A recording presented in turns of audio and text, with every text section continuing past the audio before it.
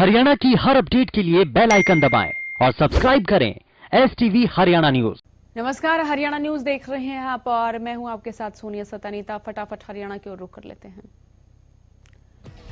हरियाणा में कोरोना के आंकड़ों में बढ़ोतरी दर्ज की गई। पिछले 24 घंटे में 1240 नए मरीजों की पुष्टि हुई। गुरुग्राम से 366, फरीदाबाद से 186 नए मामले सामने आए। हिसार से 101 नए मामले सामने आए। प्रदेश में 24 घंटे में 7 मरीजों की मौत हो चुकी है।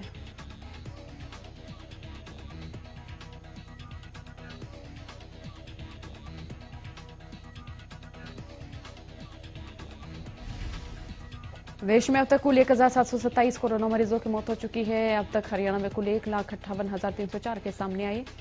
पिछले 24 घंटे में 1086 मरीजों ने कोरोना को मात दी।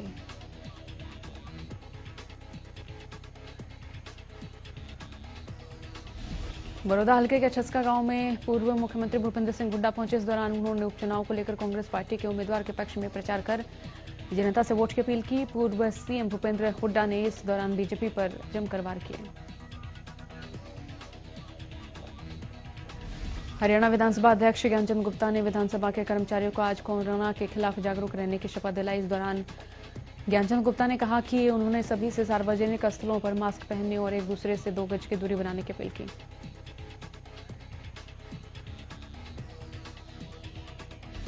साथ ही ज्ञानचंद गुप्ता ने कहा कि 5 नवंबर से शुरू होने वाली विधानसभा की कार्रवाई के दौरान भी सभी विधायकों और कर्मचारियों से कोरोना टेस्ट कराकर आने को कहा गया है। फतेहाबाद में बीते 24 घंटे में कोरोना के 64 नए मामले सामने आए। फतेहाबाद में बीते एक दिन में कोरोना से 3 लोगों की मौत हुई और अक्टूबर महीने में 21 लोगों की मौत हो चुकी है। जिले में कोरोना संक्रमितों का आंकड़ा 2911 पहुंचा। विधानसभा स्पीकर ज्ञानचंद गुप्ता ने सचिवालय के कर्मचारियों को शपथ दिलाई। विधानसभा स्पीकर ज्ञानचंद गुप्ता ने कोविड-19 से जुड़े निर्देशों को लेकर कर्मचारियों को शपथ दिलाई।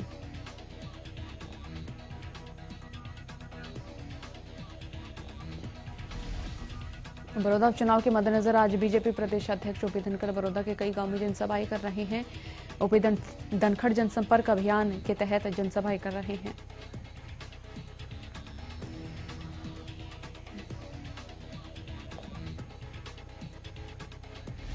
बीजेपी प्रदेश अध्यक्ष ओपी धनखड़ ने सुबह 10 बजे रुखे गांव से अपना चुनाव प्रचार शुरू किया। वहीं दोपहर 12 बजे वो छिचड़ाना गांव में चौपाल करेंगे।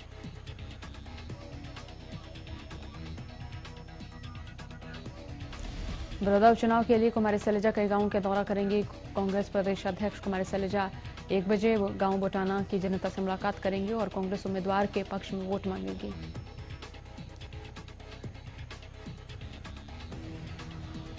सीएम मनोहर लाल आज दिल्ली दौरे पर हैं। इस दौरान सीएम मनोहर लाल कई केंद्रीय मंत्रियों से मुलाकात करेंगे। वहीं कल सीएम मनोहर लाल दिल्ली से हिसार के लिए रवाना होंगे। सीएम मनोहर लाल ने कालका पिंजौर रेलवे लाइन का शिलान्यास किया। इस मौके पर उन्होंने बताया कि जनता की सुविधा का ख्याल रखते हुए सरकार हर काम कर रही है। सीएम ने कहा कि प्रजातांत्रिक सरकार में इस तरह का इंफ्रास्ट्रक्चर लोगों की सुविधाओं के लिए खड़ा किया जाता है।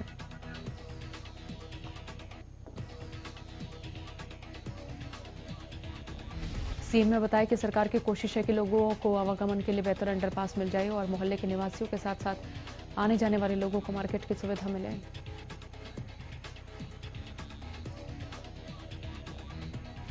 प्राइवेट स्कूल के अध्यापकों ने पिछले 1 साल से वेतन नहीं मिलने के कारण डीसी और एसडीएम का पुतला फूका।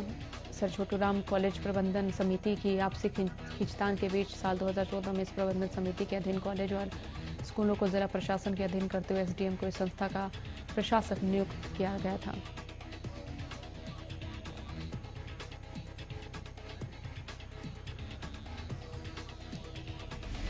अब जिला प्रशासन के अंतर्गत आने वाले निजी विद्यालय के सभी तकरीबन 61 अध्यापकों को पिछले 1 साल का वेतन न मिलने के बाद अध्यापकों में रोष है और वहीं डीसी के आश्वासन के बावजूद भी वेतन न मिलता देख पिछले 10 दिनों से लगातार धरने पर बैठे इस संस्था के अध्यापकों ने एकजुट होकर डीसी और एसडीएम का पुतला फूका। फरीदाबाद नगर निगम की लापरवाही के कारण वायु प्रदूषण बढ़ रहा है। कुछ लोग रात के अंधेरे में कूड़े के ढेर में आग लगा रहे हैं, जिसके कारण वायु प्रदूषण और भी बढ़ रहा है। लगातार शहर का AQI लेवल बढ़ रहा है, लेकिन नगर निगम के लाख दावों के बावजूद भी पर्यावरण पर लगाम नहीं लग पा रही है।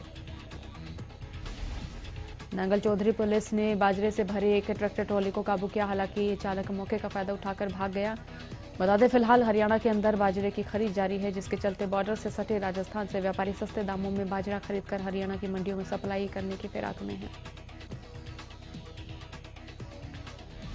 पुलिस विभाग ने बॉर्डर पर सभी रास्तों पर नाके लगा दिए, जिससे कोई भी व्यापारी राजस्थान से बाजरा लाकर किसानों के नाम पर हरियाणा में ना बेच सके। बीती रात शाम गश्त के दौरान राजस्थान की ओर से आ रही ट्रैक्टर ट्रॉली को चेक किया गया, जिसमें करीबन 70 क्विंटल बाजरा था।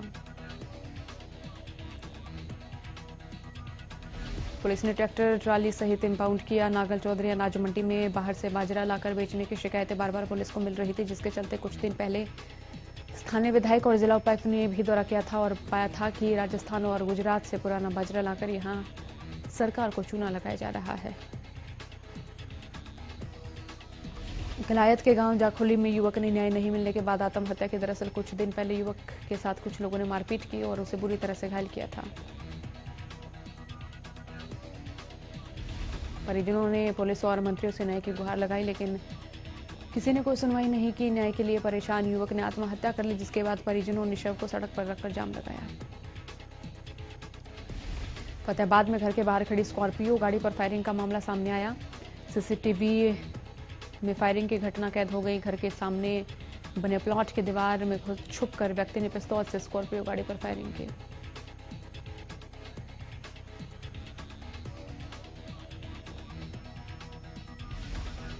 गाड़ी के मालिक सुरेंद्र सिंह का कहना है कि कुछ दिन पहले पड़ोस में रहने वाले दबंगों ने उसके भाई की हत्या की थी, जिसके बाद अब दबंगों की ओर से केस वापस लेने का लगातार दबाव बनाया जा रहा है। इसी के चलते परिवार को डराने के लिए फायरिंग की गई। फिलहाल पुलिस मामले की जांच में जुटी हुई है।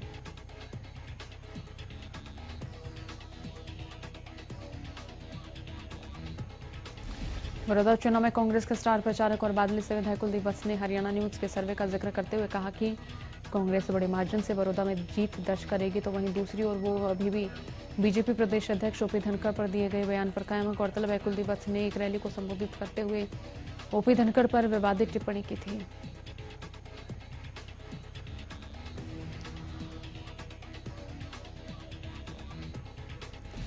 शिक्षा मंत्री कंवरपाल गुर्जर ने पंजाब के मुख्यमंत्री कैप्टन अमरिंदर सिंह पर हमला बोला। उन्होंने कहा कि केंद्र द्वारा किसानों के हक में बिल पास किए गए, उसे बदलने का कैप्टन अमरिंदर सरकार को कोई हक नहीं। ऐसा करके अमरिंदर सिंह शहीद होना चाहते हैं।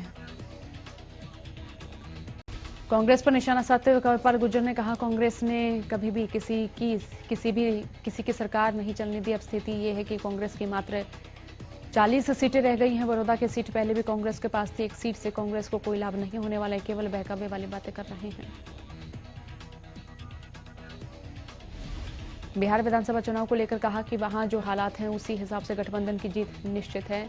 बीजेपी की सरकार वहां बनेगी। और इस दौरान हरियाणा में प्रदूषण बढ़ने पर और पराली जलाने की घटनाओं पर भी उन्होंने कहा कि सरकार ने 8.5 लाख टन पराली खरीदने का फैसला लिया है। अगले साल से पूसा द्वारा बनाए गए कैप्सूल से पराली की खाद बनाए जाने का काम शुरू किया जाएगा।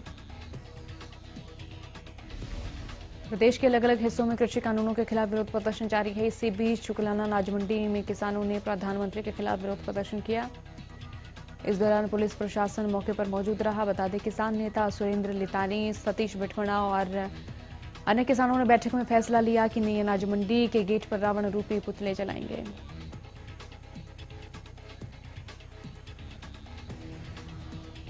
हरियाणा के कई जिलों में किसान संगठनों के आह्वान पर कृषि संबंधी 3 कानूनों के विरोध में किसानों ने केंद्र सरकार का पुतला फूंका और विरोध जताया। करनाल में भी जिला सचिवालय के सामने पिछले 10 दिनों से धरने पर बैठे किसानों ने केंद्र सरकार का पुतला फूंका और तीनों कृषि कानूनों की प्रतियां जलाई। इस मौके पर केंद्र और प्रदेश सरकार के खिलाफ जमकर नारेबाजी की गई। इस दौरान किसानों ने कहा कि 27 अक्टूबर को दिल्ली में कई किसान संगठनों की बैठक के बाद किसान अपने आंदोलन को और गति देने का काम करेंगे। इंद्री में शहीदी चौक पर भारतीय किसान यूनियन के नेताओं ने दशहरे पर केंद्र और हरियाणा सरकार के पुतले दहन कर विरोध व्यक्त किया। एक और जहां पूरा देश बुराई पर अच्छाई के प्रतीक रावण के पुतले दहन से पूर्व दशहरा पूजन में लगे हुए थे, तो वहीं देश का अन्नदाता किसान कृषि कानूनों के खिलाफ सरकार का पुतला दहन करने में लगा हुआ था। इंद्री में शहीद चौक पर भारतीय किसान यूनियन के सदस्यों ने कृषि कानूनों को लेकर जमकर नारेबाजी की। किसानों ने सरकार को चेतावनी दी कि अगर सरकार ने कानूनों को वापस नहीं लिया तो फिर सरकार को उखाड़ फेंकने में किसान पूरी ताकत लगा देगा। रादौर के गांव टोपरा कला में कृषि कानूनों के विरोध में किसानों का गुस्सा लगातार जारी है। गुस्साए किसानों ने केंद्र सरकार के खिलाफ जमकर प्रदर्शन किया और सरकार का पुतला दहन किया। इस पुतले में प्रदेश सरकार के 10 सांसदों के मुखौटे भी लगाए गए थे। इस बीच प्रशासन भी अलर्ट दिखाई दिया। कुछ किसानों की गिरफ्तारी भी सुबह की गई। बावजूद इसके किसानों ने अपना गुस्सा सरकार के खिलाफ जाहिर किया। सिरसा के नाथूसरी चौपटा क्षेत्र के अलग अलग गांवों में किसानों ने केंद्र के कृषि कानूनों का विरोध जताते हुए केंद्र सरकार का पुतला फूंका। विरोध करने वाले किसानों ने बताया कि केंद्र सरकार ने उन पर कृषि कानूनों को थोप दिया जो कि गलत है। उसी के विरोध में उन्होंने केंद्र सरकार का पुतला फूंक कर विरोध जताया।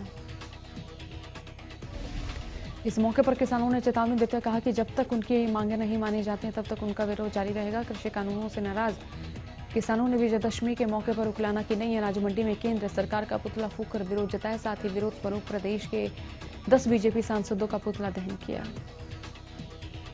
प्रदेश भर में किसान संगठन 3 कृषि कानूनों के विरोध में दशहरे के दिन रावण का पुतला गांव-गांव जला रहे थे। लगातार किसान कृषि कानूनों का विरोध भी करते नजर आ रहे हैं। भाकियू ने आह्वान किया था कि दशहरे के दिन रावण की जगह सरकार का पुतला जलाकर अपना विरोध दर्ज करें। कृषि कानूनों के खिलाफ किसानों में रोष कम होता नजर नहीं आ रहा है। कैथल में विजयदशमी के दिन किसानों ने केंद्र सरकार का पुतला फूंककर दशहरे का पर्व मनाया। केंद्र सरकार द्वारा लागू किए कृषि कानूनों के विरोध में पूरे प्रदेश में किसान संगठनों द्वारा रोष जताया जा रहा है। इसी रोष के चलते ब्लॉक जाखल किसान संघर्ष कमेटी द्वारा विजयदशमी के दिन जाखल कडेल चौक पर किसानों ने सरकार का पुतला फूंका। फरीदाबाद के बल्लभगढ़ सोहना रोड टी पॉइंट पर ट्रैफिक पुलिस ने दशहरे के मौके पर यातायात नियमों का पालन न करने वालों के खिलाफ चालान काटे। कार्रवाई की। ट्रैफिक एएसआई ने बताया कि उनकी टीमों ने नियमों को ताक पर रखकर ट्रिपल राइडिंग, बिना हेलमेट ड्राइविंग करने वालों के चालान काटे। साथ ही उन कारों के भी चालान किए गए जिन्होंने शीशों पर ब्लैक फिल्म चढ़ाई हुई थी और बिना बेल्ट के कार चला रहे थे। पानीपत के सिविल अस्पताल से ऐसी तस्वीरें सामने आई हैं जिन्हें देखकर दिल भर आएगा। बता दें यहां रविवार सुबह पानीपत के सिविल अस्पताल में कुत्ता अपने मुंह में एक भ्रूण लिए घूमता नजर आया। सूचना पाकर मौके पर पहुंचे अस्पताल प्रशासन की टीम ने भ्रूण को कब्जे में लेकर शवगृह में रखवा दिया और पुलिस को मामले की जानकारी दी है। पुलिस ने मामला दर्ज कर आगे की कार्रवाई शुरू कर दी है। सोनीपत के कुंडली टीडीआई सिटी में एक शख्स ने 10वीं मंजिल से कूदकर खुदकुशी कर ली। बताया जा रहा है कि शख्स की बच्ची मानसिक रूप से कमजोर थी और इसी परेशानी के चलते उसने 10वीं मंजिल से कूदकर आत्महत्या की। फिलहाल पुलिस ने मौके पर पहुंचकर शव को कब्जे में लेकर पोस्टमार्टम के लिए अस्पताल भिजवाया और मामले की तफ्तीश शुरू की।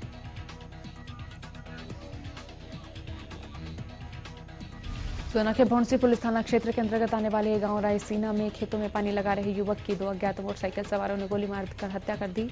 बताया जा रहा है कि घटना को अंजाम देने के बाद दोनों आरोपी रात का फायदा उठाते हुए मौके से फरार हो गए। घटना की सूचना पाकर मौके पर पहुंचे परिजनों ने घायल युवक को अस्पताल पहुंचाया और पुलिस को जानकारी दी। पुलिस ने घायल युवक का बयान दर्ज कर आगे की कार्रवाई शुरू की।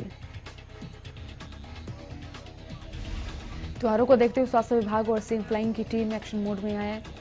रेवाड़ी के भक्ति नगर में अचार फैक्ट्री पर छापेमारी कर फैक्ट्री में बनी सैकड़ों टन अचार को बरामद किया गया जिसमें कि कीड़े पड़ चुके थे। सीएम फ्लाइंग ने अचार को मौके पर नष्ट कर दिया ताकि बाजारों में सप्लाई ना हो सके। इसी के साथ टोमेटो सॉस सहित अचार के 5 सैंपल भी लिए गए। सीएम फ्लाइंग के डॉक्टर सचिन ने बताया कि उन्हें सूचना मिली थी कि भक्ति नगर में मोहित अचार फैक्ट्री में मिलावटी अचार बनाकर लंबे वक्त से बाजार में सप्लाई की जा रही है।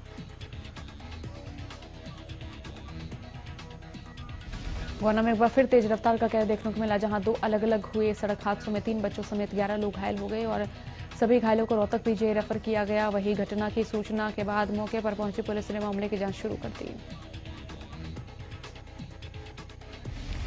फतेहाबाद में हॉनर किलिंग का मामला सामने आया है। युवक ने फतेहाबाद की युवती से लव मैरिज की थी।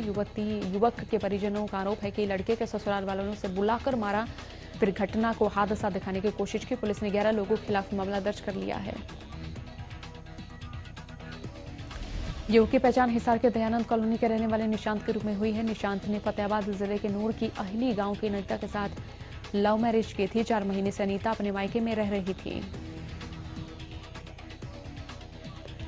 निशांत के भाई प्रिंस ने बताया कि अनीता के घर से उसकी मां की तबीयत खराब होने संबंधी फोन आया था। निशांत खुद उसे ससुराल छोड़कर आया था, लेकिन इसके बाद से उन्होंने उसकी पत्नी को दोबारा भेजने से साफ मना कर दिया। निशांत ने कई बार अनीता से मिलने की कोशिश की, लेकिन उसके घर वालों ने उसे मिलने नहीं दिया, यहां तक कि उसका फोन भी बंद करवा दिया। शनिवार सुबह निशांत के पास अनीता का कॉल आया। उसने कहा कि उसे लेने के लिए आ जाए, फिर बीच में उसका फोन बंद आने लगा। रात 10:30 बजे अनीता के परिजनों का फोन आया कि निशांत गाड़ी का घर के बाहर एक्सीडेंट हो गया है, उसकी मौत हो गई है। शव को नागरिक अस्पताल में वो लेकर गए हैं। फटाफट हरियाणा में फिलहाल के लिए इतना ही। बने रहिए हरियाणा न्यूज के साथ। नमस्कार।